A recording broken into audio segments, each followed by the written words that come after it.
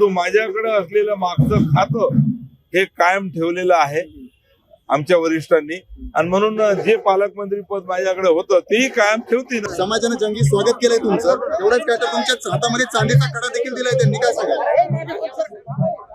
खर तर आज छत्रपती संभाजीनगर या जिल्ह्यामध्ये मी पहिल्यांदाच मंत्री झाल्यानंतर आलो. समाजाचं प्रेम माझ्यावर आहे, समाजाचा आशीर्वाद सुद्धा आणि सहकार्य सातत्यानं माझ्यासोबत राहिलेलं आहे. मी 5व्यांदा विधिमंडळाचा सदस्य झालो आणि 4थ्यांदा मंत्री म्हणून काम करण्याची संधी सुद्धा मला या ठिकाणी मिळालेली आहे. आणि या सर्व काळामध्ये अनेक राजकारणामध्ये आल्यानंतर जिंदाबाद मुर्दाबाद या घटना चालतच असतात. राजकारणामध्ये जसं चांगलं काम करायला जातो तेव्हा अनेक वेळा विरोधासाठी विरोध सुद्धा केला जातो. असे प्रसंग माझ्याही आयुष्यामध्ये आले. त्यावेळेस माझ्या समाजाने ज्या पद्धतीनं सपोर्ट मला केला, ज्या पद्धतीनं माझी साथ दिली, हे मी कधीही आयुष्यात विसरू शकत नाही. समाजाच्या ऋणामध्ये मी राहणार आहे आणि शेवट जीवात जीव असेपर्यंत समाजासाठी मी काम करणार आहे. समाजाचे अनेक प्रश्न आहेत.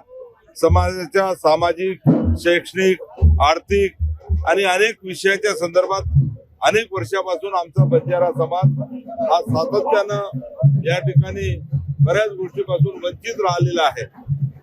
या देशाचे, राज्याचे माजी मुख्यमंत्री, हरित क्रांतीचे प्रणेते वसंतरावजी नाईक साहेब, सुधाकरजी नाईक साहेब हे असताना या सर्व प्रश्नाबद्दल कुठेतरी सातत्यानं पाठपुरावा व्हायचा. मधात बराच कालखंड झाला आणि म्हणून समाजाचे अनेक प्रश्न घेऊन मी सुद्धा विधिमंडळामध्ये आणि सरकारमध्ये काम करतो आहे. समाजाचे अनेक प्रश्न आहेत, जसं मधल्या काळात बार्टीच्या धर्तीवर वनार्टी स्थापन करण्याचा निर्णय राज्य सरकारकडे सातत्यानं मी पाठपुरावा करून या ठिकाणी त्याच्यामध्ये मला यश मिळालं. गोर समाजाची साहित्य अकादमी स्थापन करण्याचा माझा प्रयत्न होता, त्याला सुद्धा यश मिळालं. त्यासोबत बंजारा समाजाच्या मुलांसाठी, मुलींसाठी स्वतंत्र वसतिगृह असले पाहिजे, शिक्षणाची सोय झाली पाहिजे, ही भूमिका घेऊन मी सरकारकडे नेहमी प्रस्ताव सादर करत होतो. आज मला आनंद आहे की महाराष्ट्रामध्ये 72 नवीन वसतिगृहाची सुद्धा कॅबिनेटमध्ये मंजुरी मिळालेली आहे.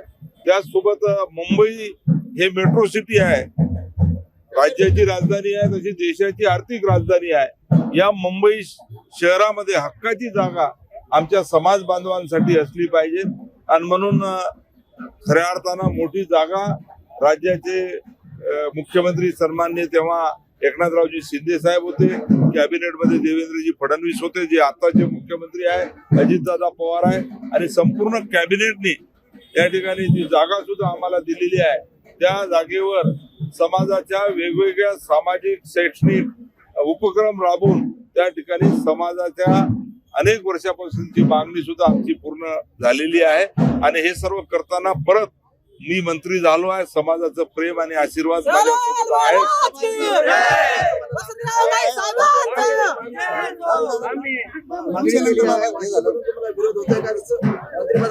मी सुरुवातीलाच बोललो की विरोधासाठी विरोध राजकारणामध्ये चालतच असतो. जर विरोध आता निवडणुकीमध्ये कोणत्याही विधिमंडळाच्या सदस्याला किंवा उमेदवाराला अनपोस्ट कोणी दिले जात नाही. लोकशाही आहे, लोकशाहीमध्ये प्रत्येकाला बोलण्याचा अधिकार आहे. तसं चांगलं काम करणाऱ्याला जनता ही सातत्यानं साथ देत असते. मी 5व्यांदा बहुमताने निवडून आलो आहे.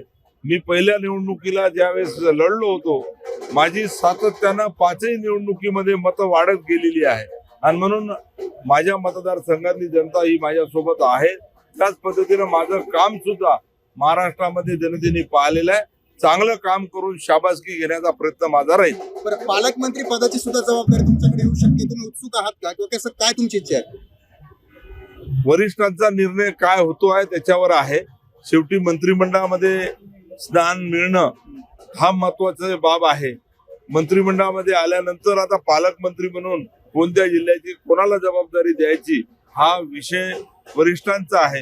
आणि माझ्या माहितीनुसार वरिष्ठ हा निर्णय योग्य घेतील. बरं. परंतु माझ्याकडे असलेलं मागचं खातं हे कायम ठेवलेलं आहे आमच्या वरिष्ठांनी, आणि म्हणून जे पालकमंत्री पद माझ्याकडे होतं तेही कायम ठेवतील असं वाटतं. बरं इच्छा आहे तुम्हाला मिळेल?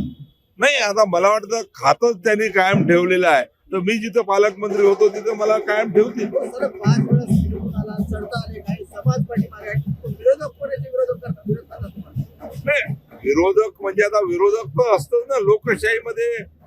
सर्व 100% पाठिंबा मला मिळणार असं तर होऊ शकत नाही.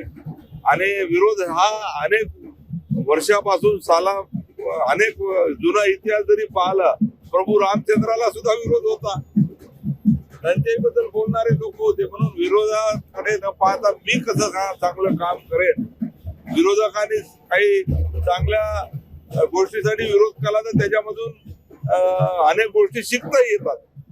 आणि म्हणून खर तर चांगल्या गोष्टी स्वीकारून मी पुढे चालणारा काम करणारा कार्यकर्ता